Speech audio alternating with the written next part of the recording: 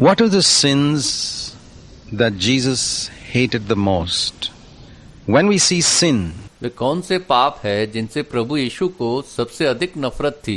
जब हम पाप को like sickness, more serious than sickness, we will learn to hate it more than we hate sickness. बीमारी की तरह देखते हैं, बीमारी से भी अधिक संगीन, तो हम बीमारी से नफरत करने की तुलना में पाप से अधिक नफरत करना सीखेंगे। Jesus came to reveal the serious sins that ruin our life. प्रभु यीशु उन संगीन पापों को प्रकट करने आए हैं जो हमारे जीवन को बर्बाद कर देते हैं। We want to turn today to Matthew's Gospel, first book of the New Testament, and the first page, chapter 1 and verse 21, where it says, हम मत्ती के सुसमाचार के पहले अध्याय, नए नियम की पहली किताब और पहले पन्ने से शुरुआत करना चाहते हैं। मत्ती 1:21, जहां बताया गया है कि the reason why Jesus was called Jesus when he was born as a baby is given here. जब प्रभु यीशु शिशु के रूप में पैदा हुए थे तो उन्हें यीशु क्यों बुलाया गया, उसका कारण यहाँ बताया गया है।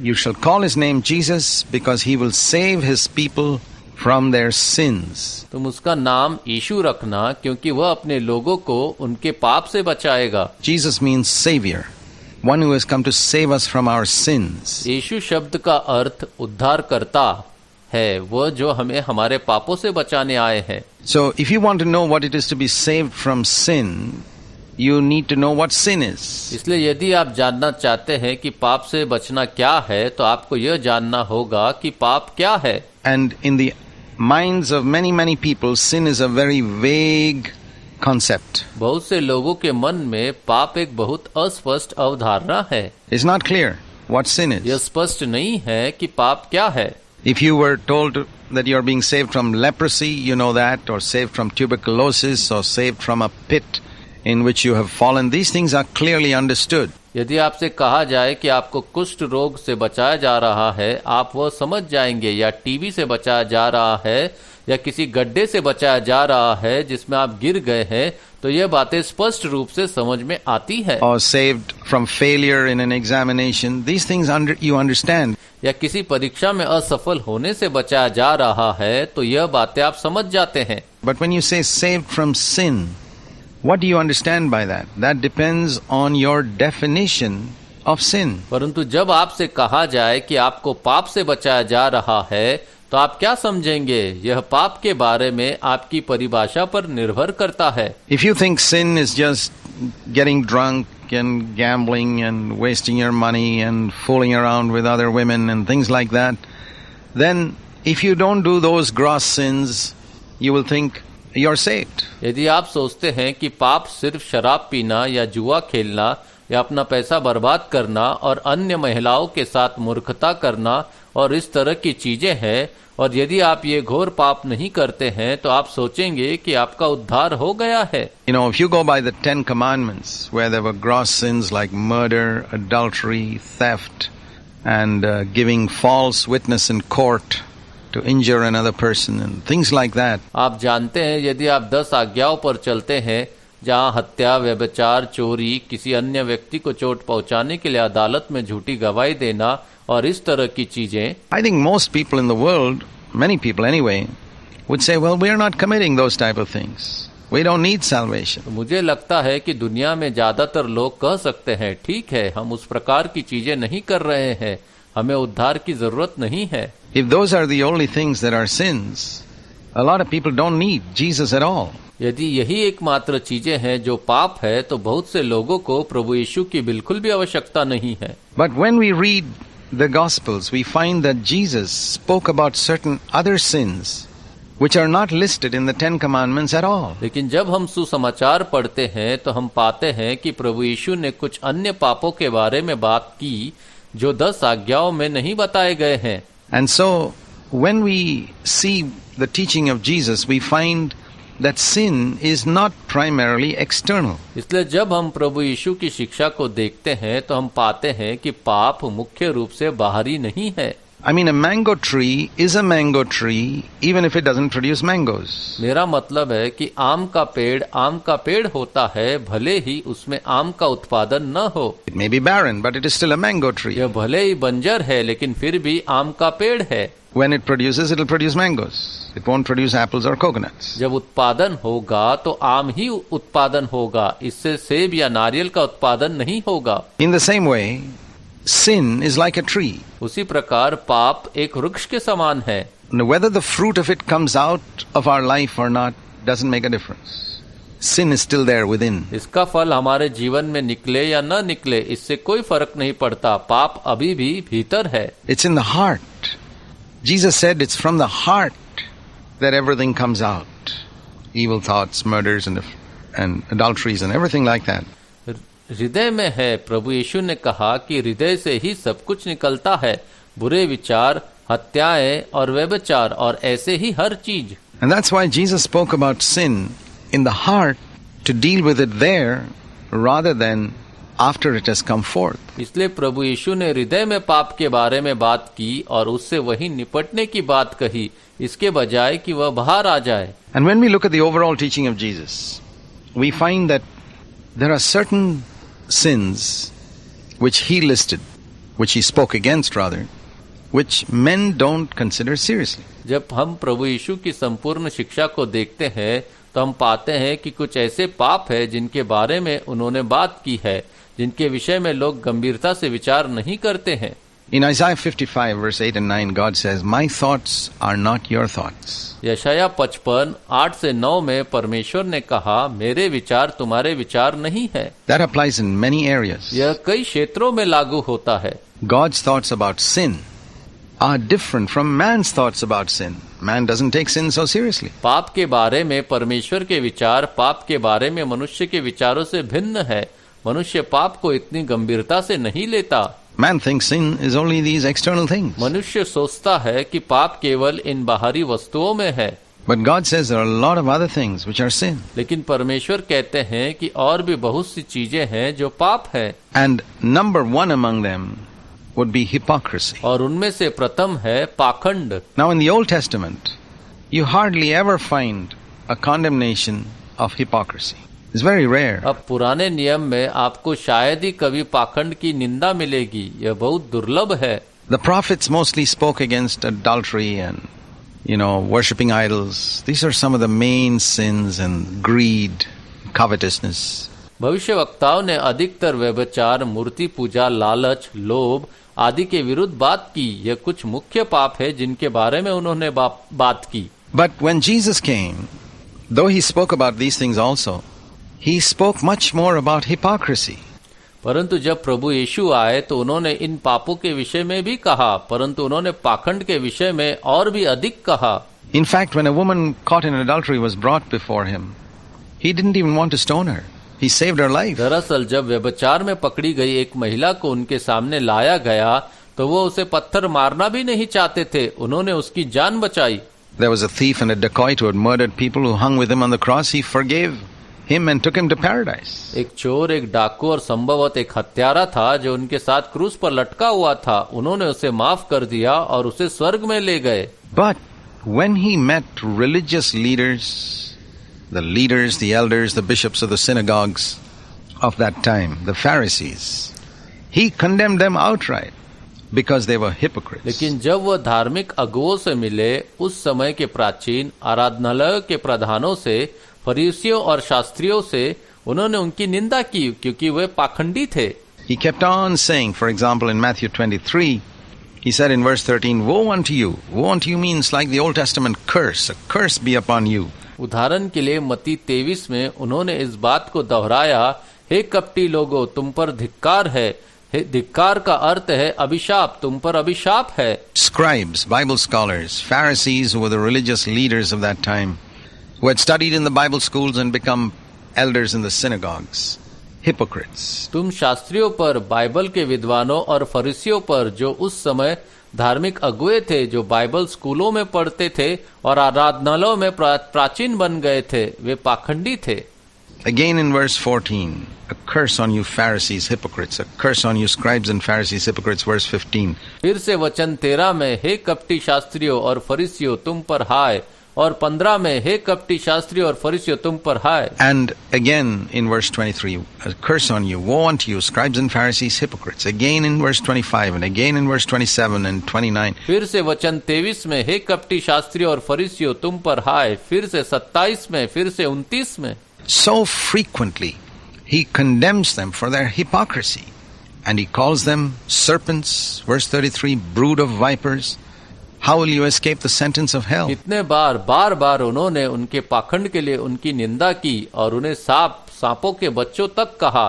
वचन 33 कि तुम नरक की सजा से कैसे बचोगे। You never find Jesus speaking like that to a prostitute or to a murderer. आपने कभी भी प्रभु यीशु को किसी वेश्या या हत्यारे से इस तरह बात करते हुए नहीं पाया होगा। But you find Jesus speaking like that to the most religious people of his time, who read the Bible, Genesis to Malachi, every day, and who were very devout in their external piety. लेकिन आप प्रभु यीशु को अपने समय के अधिकांश धार्मिक लोगों से इसी तरह बात करते हुए पाते हैं, जो हर दिन बाइबल उत्पत्ति से लेकर मलाकी तक पढ़ते हैं और जो अपनी बाहरी धर्म परायणता से बहुत समर्पित है। And so we see there how much Jesus hated hypocrisy more than anything else. तो हम देख सकते हैं कि प्रभु यीशु को किसी भी अन्य चीज से ज्यादा पाखंड से कितनी नफरत थी। This was what he sought to condemn. यही वह चीज थी जिसकी वह निंदा करना चाहते थे। Because the reason was, Jesus said in Mark 7 verse 6, कारण प्रभु यीशु ने मरकुस 7:6 में कहा कि rightly did Isaiah prophesy of you hypocrites, as it is written there, this people honor me with their lips, but their heart is far away from me. यशाया ने तुम कपटियों के विषय में जो भविष्यवाणी की वह ठीक ही हुई, जैसा कि वहाँ लिखा है, ये लोग होठों से तो मेरा आदर करते हैं परंतु उनका मन मुझसे दूर रहता है। What was it that Jesus detested? वह क्या था जिससे प्रभु यीशु को घृणा थी? It was their saying so many wonderful things to him with their lips, but their heart was far away from him. वे अपने होठों से तो उनसे बहुत सी अद्भुत बातें कर रहे थे परंतु उनका हृदय उनसे कोसों दूर था। They appeared to be devoted to the Lord, but in their heart they were interested in themselves and their money and their other things, and they were seeking their own gain everywhere, but pretending to be holy. वे परमेश्वर के प्रति समर्पित प्रतीत होते थे परंतु मन ही मन वे अपने आप में रुचि रखते थे। उनके पैसे और उनकी अन्य चीजें, वे हर जगह अपना लाभ चाह रहे थे लेकिन पवित्र होने का दिखावा कर रहे थे। What did the prostitutes and thieves and murderers have better than the Pharisees? वेश्याओं, चोरों और हत्यारों के पास फरीसियों से बेहतर क्या था? Not an external life, but the fact that they were honest. बाहरी जीवन में नहीं बल्कि इस तथ्य में कि वे ईमानदार थे। They were murderers and they didn't pretend that they were not. वे हत्यारे थे और उन्होंने ऐसा दिखावा नहीं किया कि वे हत्यारे नहीं हैं। The prostitute acknowledged that she was a prostitute. वेश्या ने स्वीकार किया कि वह एक वेश्या है। She wasn't pretending to be holy. वह पवित्र होने का दिखावा नहीं कर रही थी। So we find that Jesus hated pretense. तो हम पाते हैं कि प्रभु यीशु को दिखावे से नफरत थी। Words spoken with the lips, holy words when we pray, words that make us appear very holy and humble. जब हम प्रार्थना करते हैं तो होठों से बोले गए शब्द, पवित्र शब्द, ऐसे शब्द जो हमें पवित्र और बहुत विनम्र दिखाते हैं। It can be a lie. To be a hypocrite is to be a liar. यह सरासर झूठ हो सकता है। पाखंडी होना झूठा होना है। It is to give an impression to people of being spiritual when you're not really spiritual. यह लोगों को आध्यात्मिक होने का आभास देने के लिए है जबकि आप वास्तव में आध्यात्मिक नहीं हैं। And you know, one of the first sins that children learn and commit is the sin of telling a lie. आप जानते हैं सबसे पहले पापों में से एक जो बच्चे सीखते हैं और करते हैं वह है झूठ बोलने का पाप। They don't commit murder and adultery and things like that first. हत्या या व्यभिचार और इस तरह की चीजें पहले नहीं करते हैं। It's telling a lie from birth, right from their earliest years. They begin to tell lies. सबसे पहले यह जन्म से झूठ बोलना, अपने शुरुआती वर्षों से ही वे झूठ बोलना शुरू कर देते हैं। They begin to deceive their parents. वे अपने माता पिता को धोखा देना शुरू कर देते हैं। And as we grow up, we develop this art of deceiving others, of giving people an impression about ourselves which is not really true, fooling them. और जैसे जैसे हम बड़े होते हैं, हम में दूसरों को धोखा देने की, लोगों को अपने बारे में ऐसी धारणा बनाने की जो वास्तव में सच नहीं है, उन्हें बेवकूफ बनाने की कला विकसित हो जाती है. And then if you become a Christian, you develop that still more by trying to give people the impression that you're very spiritual in order to impress फिर them. यदि आप मसीह बन जाते हैं तो आप लोगों को प्रभावित करने के लिए उन्हें यह आवाज देने की कोशिश करते हैं कि आप बहुत आध्यात्मिक है, इसे और भी अधिक विकसित करते हैं. And that is the sin which the Lord hates more than anything else. और यही वह पाप है जिससे प्रभु सबसे अधिक नफरत करते हैं. You remember the story when Jesus said about 10 virgins who went to meet the bridegroom? What is the difference? उस कहानी को याद करें जो प्रभु यीशु ने 10 कुंवारियों के बारे में कही थी जो दूल्हे से मिलने गई थी. उनमें क्या अंतर था? Externally, they were all virgins. बाह्य रूप से वे सभी कुंवारियां थी. That means the external life of all 10 was good. अर्थात 10 का बाह्य जीवन अच्छा था. They wore the same white dress. उन्होंने एक जैसी सफेद पोशाक पहनी थी. They all went to meet the way bridegroom. सभी दूल्हे से मिलने गए थे. There was no difference as far as those things were concerned. They're exactly the same. और जहाँ तक उन चीजों का सवाल है, उनमें कोई अंतर नहीं था. वे बिल्कुल एक जैसे थे. But there was a lot of difference inside. लेकिन अंदर बहुत फर्क था. Inside, maybe the pockets of one of those cloaks, 5 of them had oil, extra oil, to fill up the lamps when they started dying out. अंदर शायद उन पोशाक में से 5 की जेब में तेल था. जब दीपक बुझने लगे तो उन्हें भरने के लिए अतिरिक्त तेल था. Initially, all 10 had their lamps burning. प्रारंभ में सभी 10 के दीपक जल रहे थे. But when their lamps started dying out, then we read that 5 of them only had oil. लेकिन जब उनके दीपक बुझने लगे तो हमने पढ़ा कि उनमें से केवल 5 के पास ही तेल था. What does this parable teach us? यह दृष्टांत हमें क्या सिखाता है? This parable teaches us that an external life alone does not prepare us for meeting the Lord when He comes. यह दृष्टांत हमें सिखाता है कि जब प्रभु आएंगे तो केवल बाहरी जीवन ही हमें उनसे मिलने के लिए तैयार नहीं करता है. We must have a hidden life as well. That's what the flask of oil symbolizes. हमारे पास एक छिपा हुआ जीवन भी होना चाहिए. तेल की कुप्पी इसी का प्रतीक है. A hidden life of a walk with God. परमेश्वर के साथ हमारा चलना, हमारा छिपा हुआ जीवन. That oil symbolizes the Holy Spirit. An inner life where we're walking with God, where our love for the Lord is clear and pure and wholehearted. In addition to the lamp burning. वह तेल पवित्र आत्मा और आंतरिक जीवन का प्रतीक है, जहां हम परमेश्वर के साथ चल रहे हैं, जहां दीपक जलाने के अलावा परमेश्वर के लिए हमारे प्रेम स्पष्ट, शुद्ध और पूरे दिल से है. So it's not enough to be a virgin, to have your external life right. Those 5 virgins were left out when the bridegroom came. Just because they did not have that inner flask of oil. इसलिए कुंवारी होना ही पर्याप्त नहीं है. अपने बाहरी जीवन को सही रखने के लिए दूल्हे के आने पर उन 5 कुंवारियों को छोड़ दिया गया, सिर्फ इसलिए क्योंकि उनके पास तेल की आंतरिक कुप्पी नहीं थी. So what was Jesus emphasizing here? तो फिर प्रभु यीशु यहाँ किस पर जोर दे रहे थे? If you're a hypocrite, you're going to miss out when the Lord comes. यदि आप पाखंडी है तो प्रभु के आने पर आप चूक जाएंगे.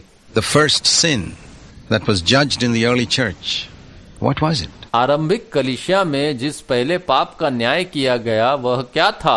Ananias and Sapphira were punished not for murder or adultery or anything like that. Hananya और सफीरा को हत्या या व्यभिचार या ऐसी किसी चीज के लिए सजा नहीं दी गई. It was hypocrisy, यह पाखंड था. pretending to be spiritual when they were not really spiritual. आध्यात्मिक होने का दिखावा करना जबकि वे वास्तव में आध्यात्मिक नहीं थे. That's a lesson for us. यह हमारे लिए एक सबक है. Ananias and Sapphira didn't cheat anybody. They didn't harm anyone. Ananya और सफीरा ने किसी को धोखा नहीं दिया, उन्होंने किसी को नुकसान नहीं पहुंचाया. But they came to the church pretending that they were totally dedicated to the Lord when they were actually not. लेकिन वे कलीसिया में यह दिखावा करने आए थे कि वे पूरी तरह से प्रभु के प्रति समर्पित है, जबकि वास्तव में वे नहीं थे. Do you realize how much Jesus hates this? They were killed. क्या आपको एहसास है कि प्रभु यीशु इससे कितनी नफरत करते हैं? वे मारे गए। Let's learn from this that hypocrisy is what Jesus hates more than anything else. आइए इससे सीखे कि पाखंड वह है जिससे प्रभु यीशु किसी भी अन्य चीज से अधिक नफरत करते हैं।